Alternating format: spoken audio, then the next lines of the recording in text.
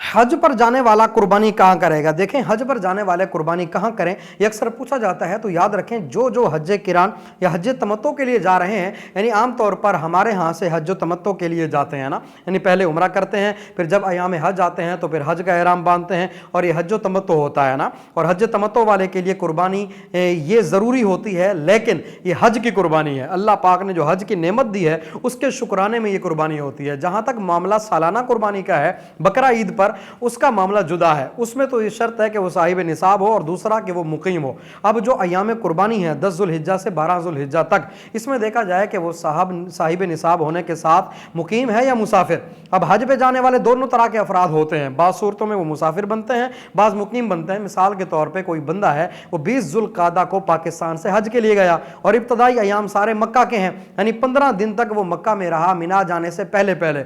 अब जब 15 दिन रहा तो ये हो गया मुकीम।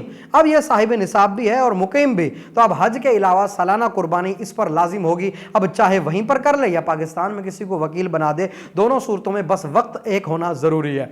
दूसरी सूरत मुकीम होने की यह है कि वो 1 जुल्हिज्जा को मक्का गए और वहाँ से 7 या 8 जुल्हिज्जा को मिना गए और 12 को मक्का वापस आ गए और 15 दिन की मक्का में रहने की नीयत है, तो अब भी उन पर कुर्बानी जो सालाना है वो वाजिब है। अब ये वहाँ करें या अपने मुल्क में किसी को वकील बना दें, तो यूँ उनकी हज और सालाना दोनों कुर्बानियाँ हो जाएंगी। हाँ, अगर ये पता हो कि हम इतने दिन नहीं रहेंगे कि मुकीम हो, तो अब ये मुसाफिर होंगे और इन पर सालाना कुर्बानी जो हज के अलावा है वो वाजिब नहीं होगी। लेकिन हज वाली कुर्बानी हज किरान और तमत्तो करने वाले पर वाजिब होगी और हज इफराद करने वाले पर हज की कुर्बानी जो है ये लाजिम नहीं बल्कि मुस्तहब है।